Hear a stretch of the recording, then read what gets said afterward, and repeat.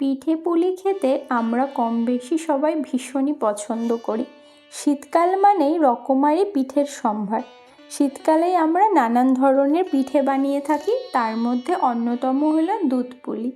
আজ আমি খুব সহজ পদ্ধতিতে দুধ পুলির রেসিপি আপনাদের সাথে শেয়ার করব।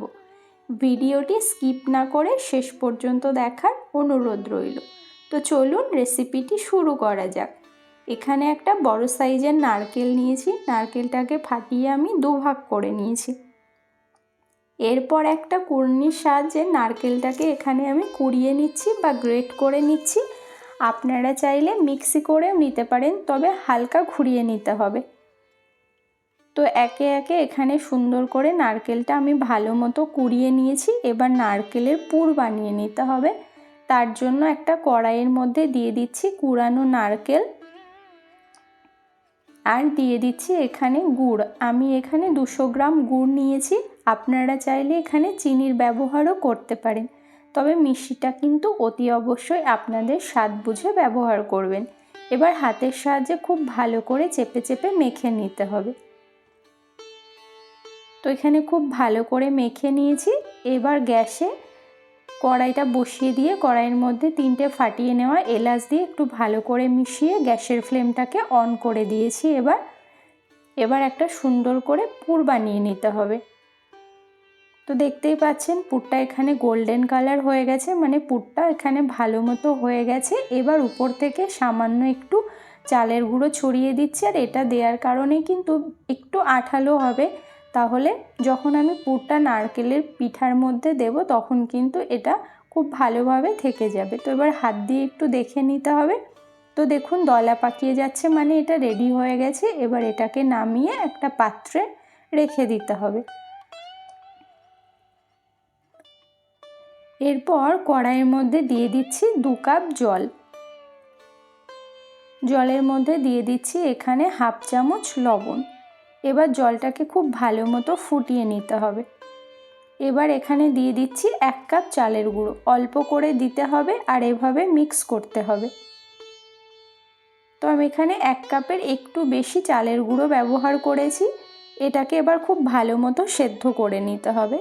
মোটামুটি 4 থেকে 5 মিনিট এটাকে লো ফ্লেমে ভালো করে সেদ্ধ করে নিতে হবে। তো এটাকে আমি খুব ভালো মতো সেদ্ধ করে নিয়েছি। এবার এটাকে নামিয়ে একটা পাত্রে নিয়ে নেব। এরপর গরম থাকা অবস্থাতেই উপর থেকে হালকা একটু জল ছিটিয়ে দিয়ে এটাকে একটা সফট ডো বানিয়ে নিতে হবে। তবে খুব বেশি শক্তও হবে না, আবার কিন্তু খুব বেশি নরমও হবে না। তো ডোটা আমার এখানে পুরোপুরি কমপ্লিট হয়ে গেছে। এবার এই ডো থেকে ছোট ছোট লেচি কেটে হাতের সাহায্যে ঘুরিয়ে এরকম গোল করে নিতে হবে। এরপর শুকনো চালের গুঁড়োর মধ্যে এটাকে ভালো করে একটু মিশিয়ে নিয়ে হাতের সাহায্যে এটাকে একটা বাটির আকারে শেপ দিয়ে নিতে হবে। আপনারা চাইলে এটাকে ছোট ছোট লুচির মতো করেও বেলে নিতে পারেন। এরপর যে নারকেলের পুরটা বানিয়ে রেখেছিলাম সেটা এখানে দিয়ে দুপাশটা ভালো করে মুড়ে নিতে হবে। এরপর মুখটাকে ভালো করে সিল করে দিতে হবে। তো এভাবে চেপে চেপে মুখটা বন্ধ করে দিতে হবে, দিয়ে একটা সুন্দর ডিজাইন করে নিতে হবে। তো আপনারা আপনাদের পছন্দ অনুযায়ী ডিজাইন করে নিতে পারেন। এছাড়াও যদি আমার ডিজাইন আপনাদের পছন্দ হয় তাহলে এটাও আপনারা করে নিতে পারেন। এই ডিজাইনটা করা কিন্তু খুবই সহজ। তো একটা পিঠে এখানে আমার রেডি হয়ে গেছে। এটাকে একটা পাত্রে রেখে দেব। আপনাদের সুবিধার্থে আমি আবারও একটা দেখিয়ে দিচ্ছি। এভাবে ছোট ছোট লেচি কেটে হাতের সাহায্যে সবার প্রথমে গোল করে নিতে হবে। এরপর শুকনো চালের গুঁড়োর মধ্যে একটু ভালো করে মিশিয়ে নিয়ে হাতের আঙুল দিয়ে এভাবে ঘুরিয়ে ঘুরিয়ে একটা বাটির মতো তৈরি করে নিতে হবে।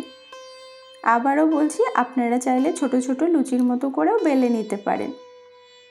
তো বাটিটা এখানে রেডি হয়ে গেছে। এবার নারকেলের পুর দিয়ে চারপাশটা জল দিয়ে আটকে দেবো। আর এভাবে জল দিলে চারপাশে, তাহলে কিন্তু পিঠের মুখটা খুলে যাওয়ার কোনো সম্ভাবনা থাকবে না। জল দেওয়ার পর দুপাশটা এভাবে মুড়ে নিয়ে হাতের সাহায্যে চেপে চেপে মুখটা ভালো করে বন্ধ করে দিয়ে একটা সুন্দর ডিজাইন করে নিতে হবে।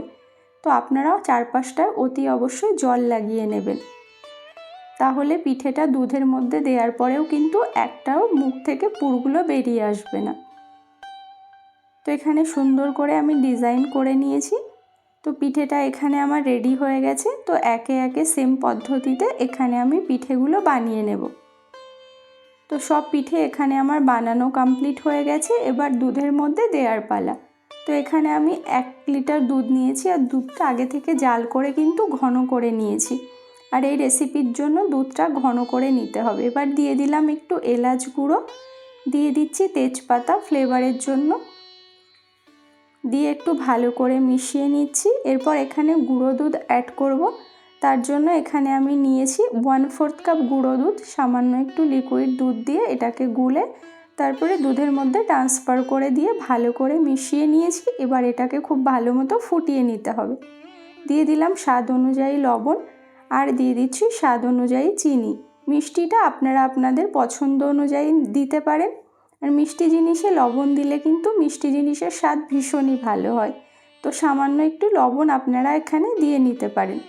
দুধটা ভালো মতো ফুটে উঠলে এবার পিঠেগুলো দিয়ে লো টু মিডিয়াম হিটে 7 থেকে 8 মিনিট রান্না করে নিতে হবে। তো এখানে দেখুন খুব সুন্দর করে এটাকে আমি ভালো করে জাল করে নিচ্ছি। আর আলতোভাবে এভাবে নেড়ে নিতে হবে, খুব বেশি জোরে নাড়ানাড়ি করা যাবে না, তাহলে পিঠেগুলো ভেঙে যেতে পারে। তো দেখতেই পাচ্ছেন আপনারা, একটা পিঠেরও কিন্তু মুখ এখানে খুলে যায়নি। তো এটাকে আমি 7 থেকে 8 মিনিট ভালো করে জাল করে নিয়েছি। তো পিঠেটা এখানে আমার রেডি হয়ে গেছে। এরপর এটাকে আমি একটা প্লেটে সার্ভ করে নেব। রেসিপিটি আপনাদের কেমন লাগলো অবশ্যই কমেন্ট বক্সে জানাবেন। ভালো লাগলে লাইক কমেন্ট শেয়ার করার অনুরোধ রইল। আর আমার ভিডিও আপনারা কে কোথা থেকে দেখছেন সেটাও কমেন্ট বক্সে জানাবেন। তো সবাই ভালো থাকবেন, সুস্থ থাকবেন। দেখা হবে আবারও নতুন একটা ভিডিওতে। Thanks for watching.